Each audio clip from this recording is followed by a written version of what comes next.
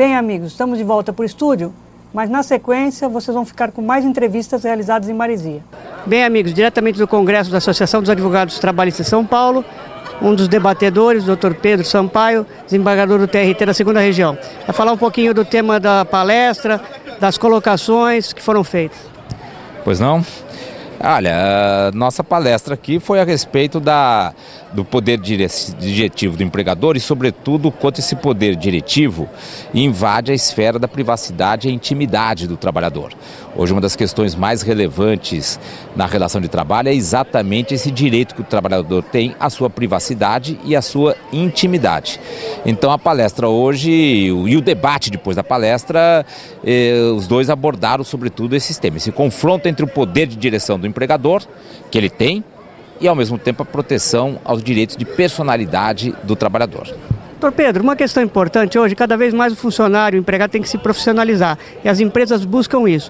Na sua palestra, você colocou na questão da revista de forma totalmente abusiva, de forma que não deve ferir a intimidade, como está na Constituição do empregado. E em casos excepcionais, como um piloto de avião, a empresa teria que se resguardar para não colocar uma pessoa que utilizasse droga, utilizasse álcool. Você acha que só fiscalização por forma de vídeo ou etiquetar os equipamentos, como você falou, é uma forma de controle? Ou a gente tem que achar um bom senso, um meio termo em determinadas profissões? Veja, a regra em relação à revista é que a revista pode ser feita. Inclusive os nossos tribunais, a jurisprudência, vem admitindo a revista do trabalhador na saída da empresa. Essa revista tem que obedecer a limites, que é limites da dignidade da pessoa humana. Não pode ser uma revista vexatória, uma revista constrangedora e, sobretudo, não pode violar a intimidade do trabalhador. Não pode obrigar o trabalhador a se despir, porque isso viola a intimidade do trabalhador. Agora, tudo depende de uma ponderação. Em situações excepcionais, eu dei um exemplo durante o debate, em que uma decisão do Tribunal Superior do Trabalho admitiu uma revista em que obrigava o trabalhador a se despir, porque o seu trabalho exigia que ele ingressasse numa prisão de segurança máxima. Então, nesse caso, o interesse público e o interesse coletivo prevaleceram sobre a intimidade do trabalhador. Ingressando numa prisão de segurança máxima, risco de levar celular para dentro, levar drogas para dentro. Nesse caso, se justificou uma revista obrigando o trabalhador a se despir. É uma questão de ponderação. Portanto, no piloto de avião, eu não acredito que uma revista exija a que ele tenha que se despir. Mas é possível se fazer uma revista ao trabalhador, ao piloto de avião, uma revista que obedeça a esses limites da dignidade da pessoa humana. Pedro, uma outra questão importante, o que eu acho que é o que mais acontece no dia a dia na Justiça do Trabalho e os julgamentos no Tribunal Regional do Trabalho, é a questão dos supermercados. Hoje em dia eles colocam, às vezes, os seguranças de forma despreparada, temos muitos casos, às vezes, que acabam até causando lesão ao trabalhador, caso de torção de braço, leva para o quartinho.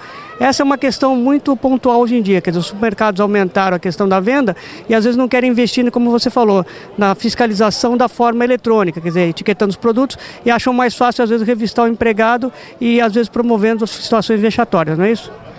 Sem dúvida. De fato, tem havido um número significativo de incidentes com segurança interna de supermercados e seus trabalhadores. Vejam que não é uma questão eventual. Aparece de forma significativa esse número de incidentes.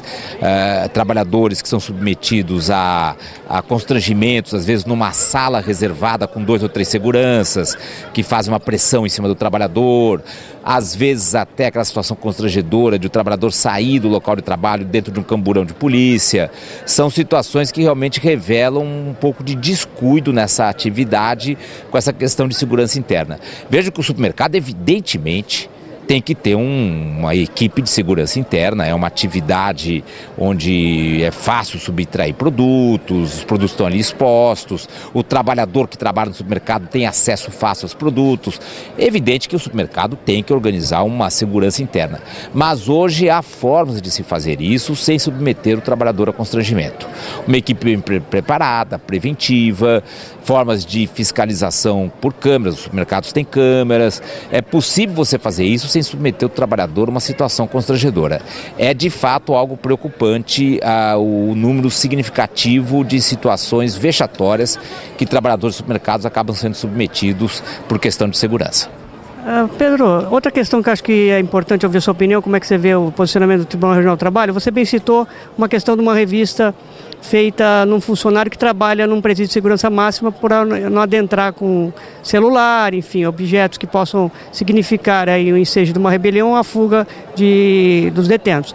Outra questão importante que a gente tem visto é o seguinte: às vezes as empresas hoje se socorrem de meios espúrios para pesquisar a vida do trabalhador.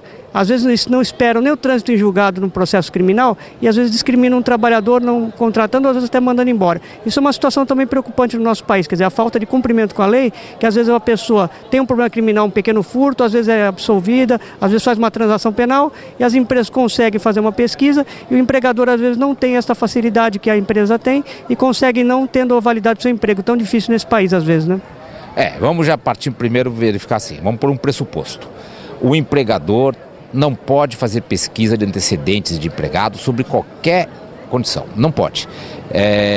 O trabalhador, ao chegar ao local de trabalho, ele deve fornecer apenas os dados necessários à atividade que ele vai exercer na empresa. O empregador pode solicitar dele dados de formação profissional, aí sim, relacionado ao trabalho que vai fazer, dados relativos à sua atividade profissional e questões relativas à sua saúde que digam respeito ao trabalho que será executado. Um trabalhador que tem um problema respiratório, que tem um problema de pulmão, não pode trabalhar num local onde haverá muita exposição à fumaça, haverá muita exposição à umidade. Então, dados a respeito da saúde que digam respeito apenas ao trabalho que vai ser executado. No restante, o empregador realmente não pode fazer uso de qualquer espécie de banco de dados, de qualquer pesquisa de antecedentes que não digam respeito ao trabalho. O problema é como conseguir controlar isso. O acesso a esse tipo de pesquisa é fácil hoje em dia e não há muito controle a esse tipo de acesso. É preciso, então, nós termos um pouco mais de cuidado em criar mecanismos de controle a esse tipo de acesso. Agora, sempre que conseguir se constatar que o empregador, que é a empresa, se utilizou de qualquer fórmula, qualquer meio, para pesquisar dados do trabalhador que não digam respeito à atividade exercida, nós temos um caso claro de discriminação injustificada, ilegal, uma violação à privacidade e intimidade do trabalhador, que pode ser inclusive objeto de indenização. O empregador tem direito a saber dados do trabalhador que digam respeito à atividade que ele vai exercer na empresa. No restante, não é assunto da conta do empregador. Então, amigos, estão gostando das entrevistas realizadas em Maresias? Então não saia daí. Na sequência, você continua com o Dr. Pedro, desembargador do Tribunal Regional do Trabalho. É rapidinho, voltamos já.